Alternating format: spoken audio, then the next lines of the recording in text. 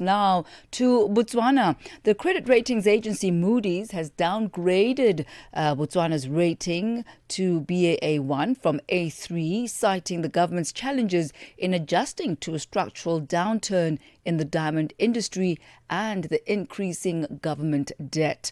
In a statement, Moody says that Botswana's economy is likely to decline by an additional 6% in 2025 as it remains exposed to global demand shocks and technological disruption from lab-grown alternatives, and also changes in consumer preferences, also a huge influence there. To bring us into greater detail is independent policy researcher Kevin Tutani. Kevin, welcome. Good to have you with us.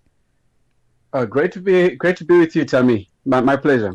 So, Kevin, how will a lower credit rating likely affect Botswana's borrowing costs as well as access to external capital? Essentially, I expect that it means, it's going to be, it's going to actually investors, right, who are mostly institutional investors, are going to demand a higher rate of interest for whatever debt they give to the government of Botswana. So essentially, there's going to be it's going to be harder to acquire debt. It's going to be expensive. And in an environment of weaker global diamond demand, and this is something we've really touched on quite extensively here on Africa in business, we have seen a rise in lab grown alternatives. What risks, and external risks specifically, does this pose to Botswana going forward? Well, look, things are changing, but we cannot rule out the fact that the more that Botswana can market its diamonds, its natural diamonds, the better prices they can fetch within the market.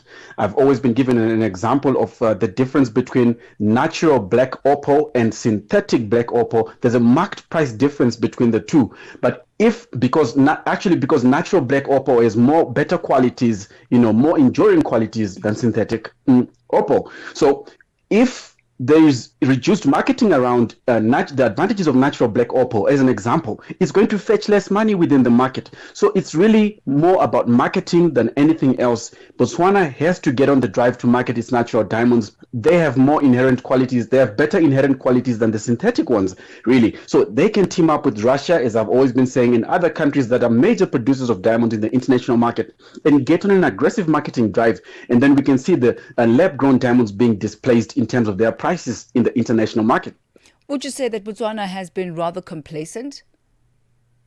I would agree, and I would say, yeah, I would suspect so. But then it can't be a one-man show. It can be a one-country show. They have to, at the very least, team up with other major producers. Tammy, we're looking at Russia, as an example, India as an example, they themselves and other major producers, really. And then it has to be a combined effort. I think it can be more holistic that way, get better results that way. Well, in the absence of that, and in the time span it will take to actually change, consumer behavior, and once again have diamonds be prime in the eyes of consumers, and if global demand still remains weak, what are the type of contingency plans that Botswana should put in place in order to manage the resultant revenue shortfall and the external financing stress? Right. I think you're looking at a supply chain management review where the government has to look into how much it is spending within its procurement contracts. Okay. The government has to cut off any excess weight, any waste which is existing within its procurement contract. I'll give you an example. In South Africa in 2015, the National Treasury actually managed to determine that if the government of South Africa was going to streamline its purchasing of goods and services, it could save as much as 20% of its cost on goods and services, which would translate to around 3% of GDP. So Botswana can try to do the same, looking at central government, provincial government, mostly municipal government, which people obviously tend to overlook, but which in some cases spends more than central government. If they try to streamline expenditure which is occurring within the three branches of government as Botswana, they can save up as much as probably 2 to 3% of GDP, which can take that deficit, that is budget deficit, fiscal deficit within each year, within the range of 4% of GDP or less. It's possible. And how would you say, Kevin, investors ought to be looking at this investment downgrade? Is it already worked into the market pricing of Botswana's bonds or their assets? And is perhaps a further downgrade likely? Well, if nothing is done by Botswana to change what's going on, I expect that a further downgrade is likely because the price of natural diamonds, as we have said, it's the outlook of it shows that it's going to keep on going down. That's the price of natural diamonds.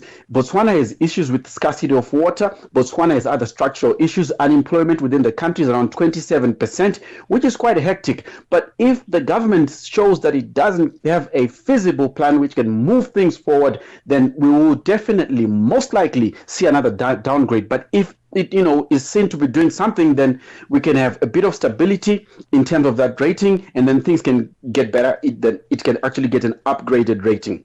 Kevin Tutani, always a pleasure. Thank you, sir. Thank you. That's independent policy researcher Kevin Tutani on the downgrade by Moody's of Botswana. It's 23 minutes after 4 p.m. Central African Time.